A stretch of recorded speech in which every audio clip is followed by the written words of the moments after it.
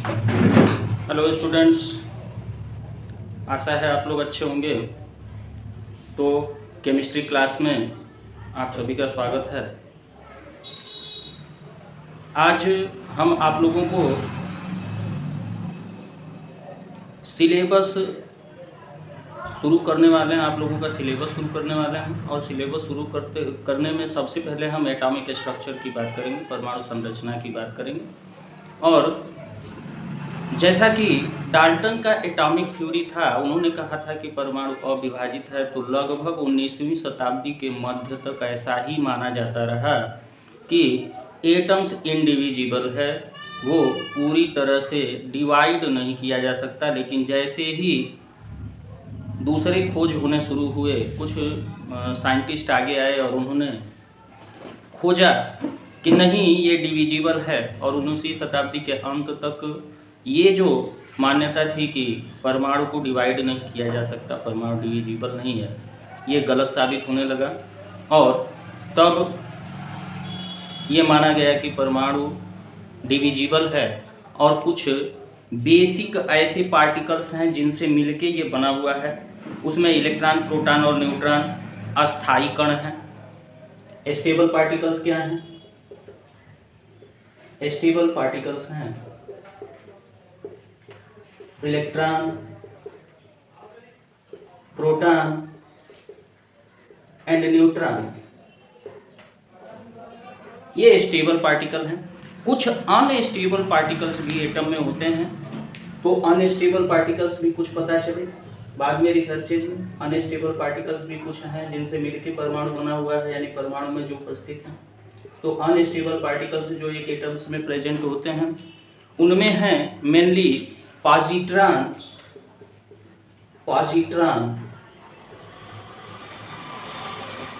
Neutrino,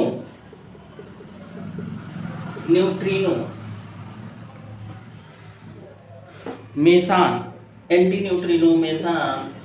neutrino, Mason, ये सब particles भी हैं जो अस्थायी होते हैं, जो अस्थायी नहीं होते हैं। इनमें से जो स्टेबल पार्टिकल्स हैं, इनके बारे में सबसे पहले जानने का प्रयास करेंगे। इनके बारे में सबसे पहले हम जानेंगे, इनके बारे में सबसे पहले हम सीखेंगे, सबसे पहले हम बात इन्हीं के बारे में करेंगे। तो इलेक्ट्रॉन जो है, सबसे पहले हम बात करेंगे इलेक्ट्रॉन की। इलेक्ट्रॉन जो है वो बहुत ही छोटा, बहुत ही माइन्यूट पार्टिकल है, स्मॉलेस्ट पार्टिकल है। और ये निगेटिवली चार्ज पार्टिकल,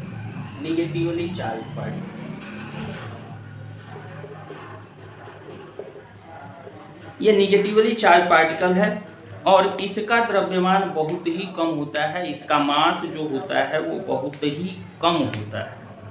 मीन्स अगर AMU की बात करें तो इसका मास जो होता है वो AMU में हमारा 5.48 into 10 is raise to the power -4 AMU के बराबर होता है। AMU के बराबर होता है, ये मास है इलेक्ट्रॉन का,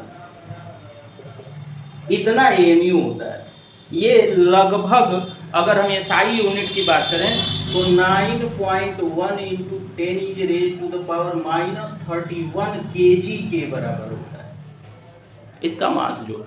इस पे 1 यूनिट पॉजिटिव चार्ज होता है, 1 यूनिट चार्ज निगेटिव चार्ज होता है, 1 यूनिट चार्ज जो है वो 1.6 into 10 is raise to the power -19 coulomb का है। इससे छोटा कोई चार्ज हो ही नहीं सकता, इसीलिए इसको 1 यूनिट चार्ज कहते हैं, इसको 1 यूनिट चार्ज कहते हैं। दूसरा पार्टिकल है प्रोटॉन।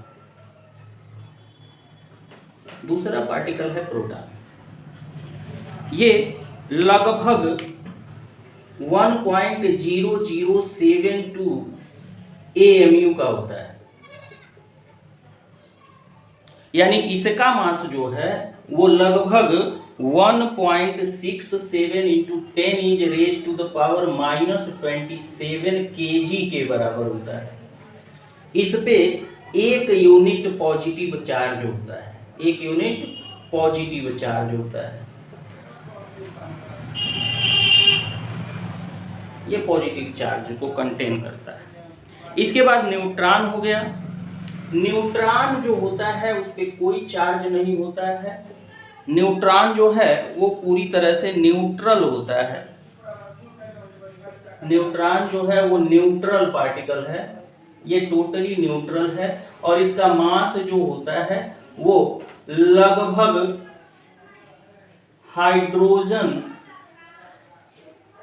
एटम के बराबर होता है, मतलब nearly equal to mass of proton, proton के मास के बराबर। तो ये हो गए बेसिक पार्टिकल्स जो एक एटम में प्रेजेंट होती हैं। These are the basic particle which are present in an atom. ये बेसिक पार्टिकल्स हैं जो एक एटम में प्रेजेंट होते हैं।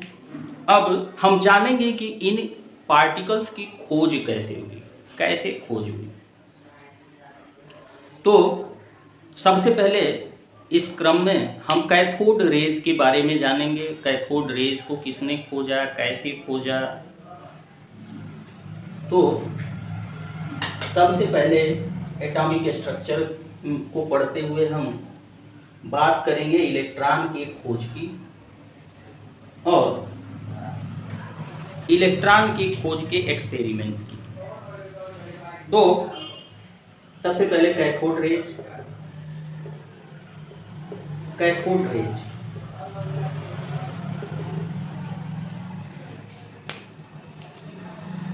19वीं शताब्दी के मध्य के बाद 1850 के बाद लगभग 1859 में जूलियस प्लकर ने यह ज्ञात किया कि अगर बहुत ही कम दाब रखा जाए, लगभग 0.001 मिलीमीटर प्रेशर रखा जाए तो किसी गैस का और उसमें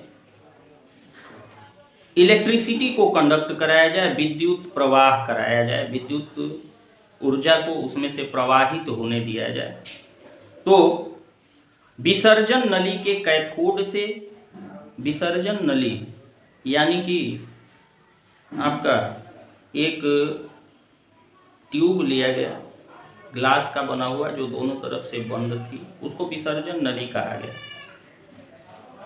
और उसमें बहुत ही कम प्रेशर पे गैसेज को रखा गया और दो तरफ दो इलेक्ट्रोड लगाए गए। जैसे एक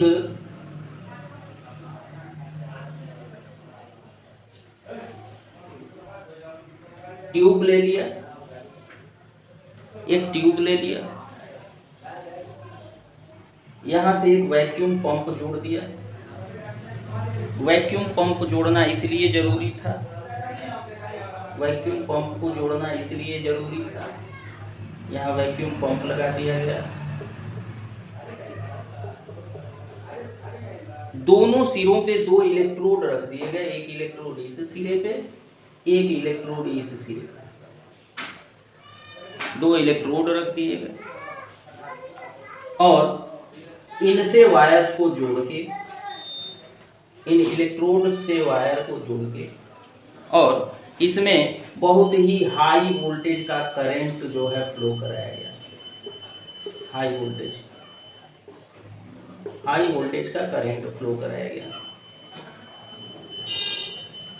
इसमें जो गैस था वैक्यूम पंप से, यानी एयर को मान लो रख दिया, एयर भी गैसेज का मिक्सचर है। यहाँ कोई पार्टिकुलर गैस की बात मैं नहीं कर रहा हूँ, गैसियस स्टेट में जो मैटर है उसको हम गैस की बात कर रहे हैं।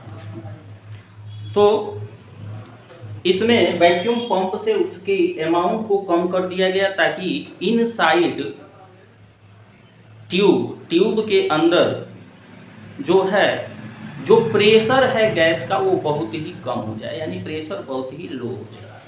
जब हाई वोल्टेज यहाँ से जो है डाला गया तो देखा गया कि कैथोड से, कैथोड मतलब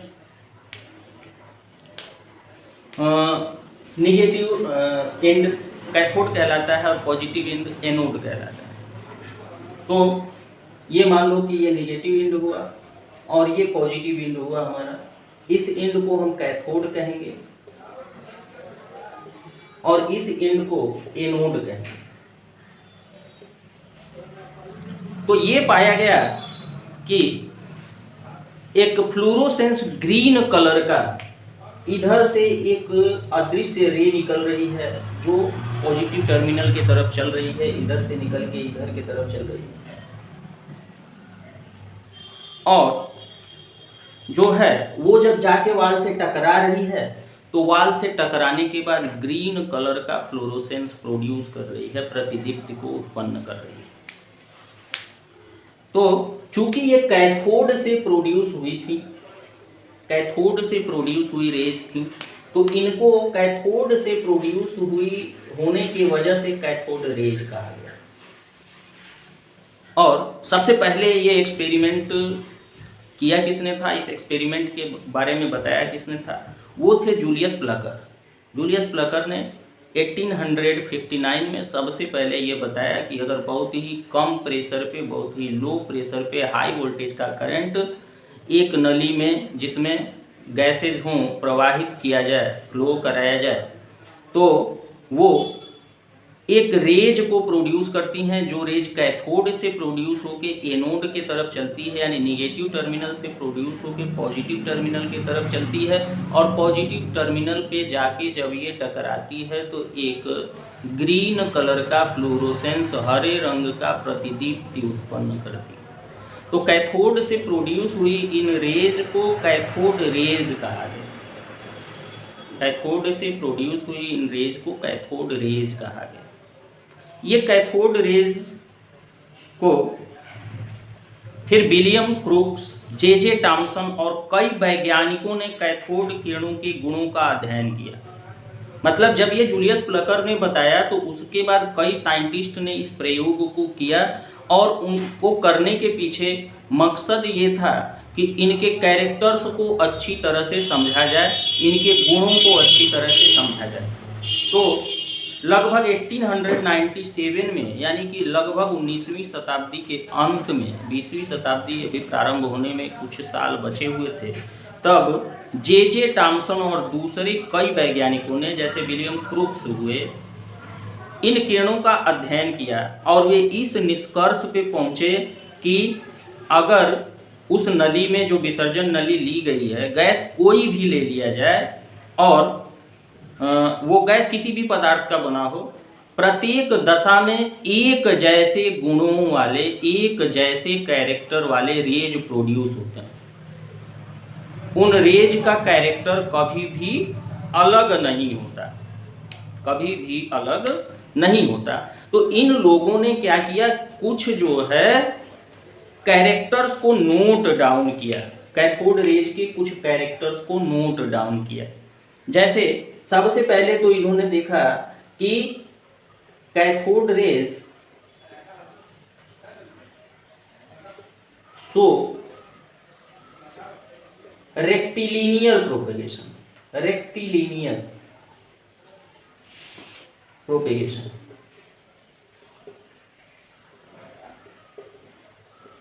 means cathode rays always travel in a straight line.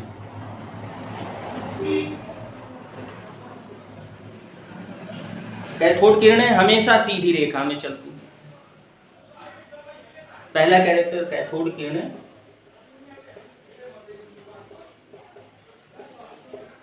सीधी रेखा में चलती हैं, सीधी रेखा में चलती हैं। कैथोड किरणें हमेशा सीधी रेखा में चलती हैं। कैसे ये पता चला? जब कैथोड रेज के रास्ते में एक माइका को रखा गया, माइका का क्रॉस एक रखा गया, माइका का बना हुआ क्रॉस था।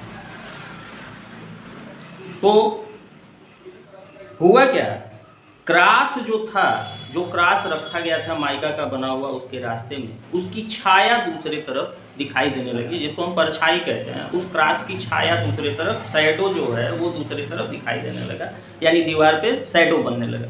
इससे ये पता चला कि जैसे लाइट रेक्टिलिनियर प्रोपेगेशन को शो करता है, वैसे ही ये रेज भी रेक्टिलिनियर प्रोपेगेशन को शो कर रही हैं और सीधी रेखा में चल रही हैं।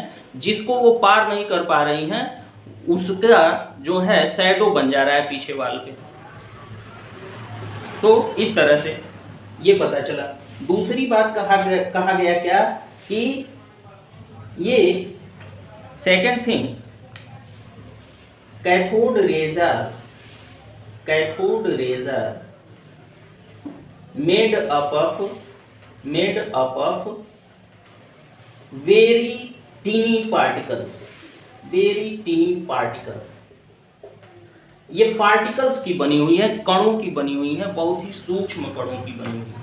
मतलब कैथोड किरणें सूक्ष्म कणों की बनी हुई है, कैथोड किरणें सूक्ष्म कणों की बनी हुई है।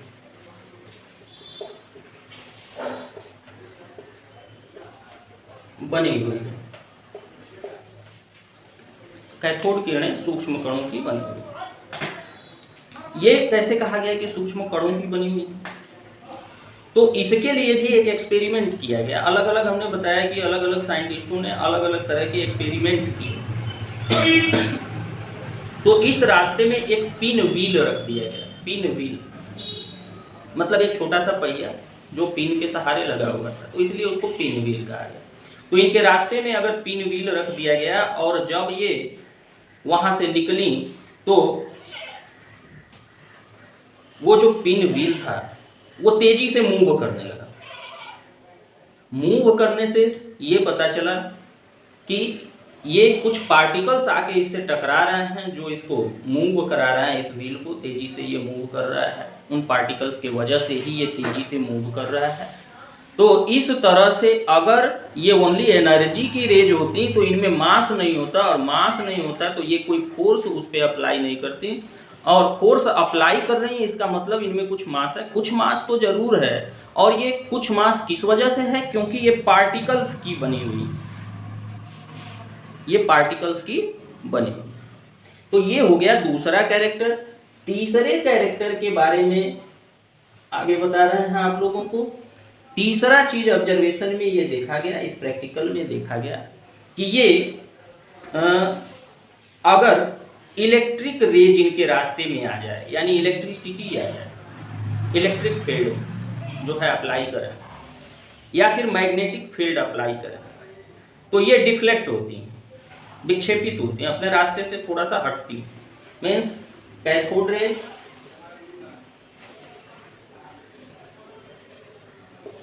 Deflect in electric and magnetic field, electric and magnetic field.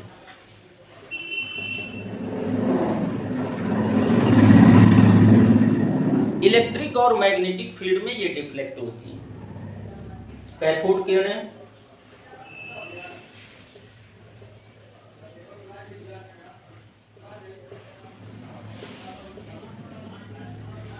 विद्युत और चुंबकीय क्षेत्र में विक्षेपित होती है, विक्षेपित होती है। यानी अगर मैग्नेटिक फील्ड या इलेक्ट्रिक फील्ड इनके रास्ते में आए तो ये अपने रास्ते को बदल देती हैं, अपने रास्ते से थोड़ा सा हट जाती हैं। और अगला कैरेक्टर हुआ, अगले कैरेक्टर की बात करें तो इस प्रैक्टिकल में ढेर सारे कैरेक्टर्स कैथोड रेज के फाइंड आउट किए गए। चौथे कैरेक्टर की बात करें तो इन्होंने कहा कि cathode rays produce cathode rays जो हैं जब कांच की दीवार पे पड़ रही थी तो वहां पे फ्लोरोसेंस को प्रोड्यूस कर रही थी, प्रतिदीप्ति उत्पन्न कर रही थी, फ्लोरोसेंस प्रोड्यूस कर रही थी। तो कहा गया कि कैथोड रेज प्रोड्यूस फ्लोरोसेंस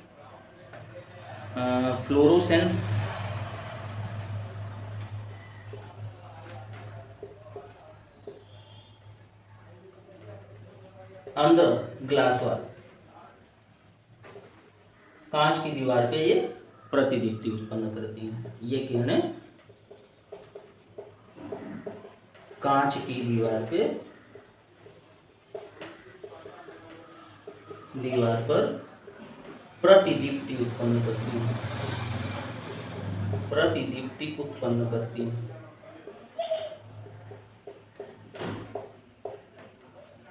ये चौथा कैरेक्टर हुआ, ये कांच की दीवार पे प्रतिदीप्ति उत्पन्न करती हैं।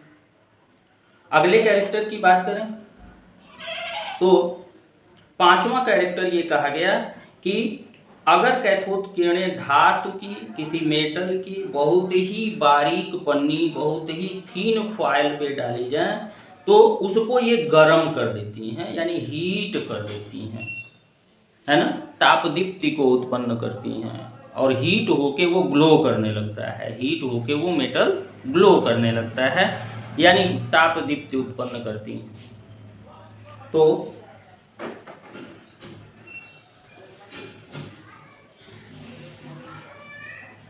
अगला कैरेक्टर हुआ these rays प्रोड्यूस, तापदीप्ति को कहते हैं इनकैंडेसेंस, इनकैंडेसेंस, इनकैंडेसेंस, इनकैंडेसेंस on thin foil after striking to a thin foil of metals, metals के थीन फॉयल से टकराने के बाद ये उसको गर्म कर देती हैं, तापदीप्ति को उत्पन्न करती हैं। हिंदी में कहें तो ये किरणें धातु की पन्नी में तापदीप्ति उत्पन्न करती हैं, तापदीप्ति उत्पन्न करती हैं। तो ये धातु की पतली पन्नी में तापदीप्ति उत्पन्न करती हैं। अगला कैरेक्टर जो हुआ, नेक्स्ट कैरेक्टर जो प्रैक्टिकल से साइंटिस्ट्स ने पता लगाया, छठवां कैरेक्टर जो है वो कहता है कि कैथोड किरणें गैसों को आयनित करती हैं। These rays ionize the gases, gases को आयोनाइज कर देती हैं। ये किरणें गैसों को आयनित करती हैं, गैसों को आयनित करती हैं, यानी इन किरणों को किसी गैस में अगर हम जो है फ्लो होने दें तो वो गैसियस एटम को आयंस में कन्वर्ट कर देती हैं, यानी कि ये कुछ एनर्जी को कंटेन करती हैं। एनर्जी के कंटेन करने की वजह से ये क्या करती हैं, एटम्स से जो है इलेक्ट्रॉन्स को बाहर निकाल देती हैं, या कुछ गैसेज ऐसे हैं जो इलेक्ट्रॉन को एक्सेप्ट करते हैं तो वो इलेक्ट्रॉन को एक्सेप्ट करके आयोनाइज हो जाते हैं। और अगला seventh character, cathode rays can penetrate the thin foil of metals, metals के थीन फॉयल को ये पेनिट्रेट कर देती हैं, उसमें छेद कर देती हैं, या उसको पार करके आर पार चली जाती हैं, पेनिट्रेट कर। तो कह सकते हैं कि कैथोड किरणें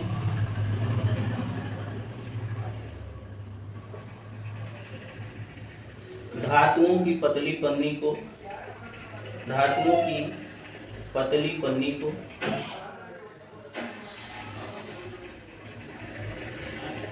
भेद कर आर पार निकल जाती हैं।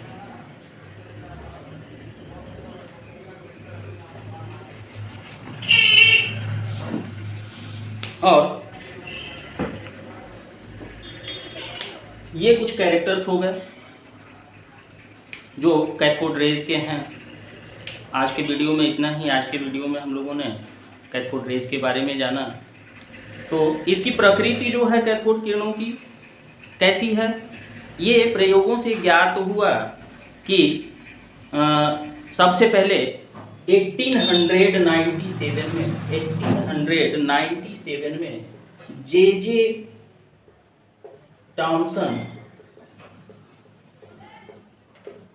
जे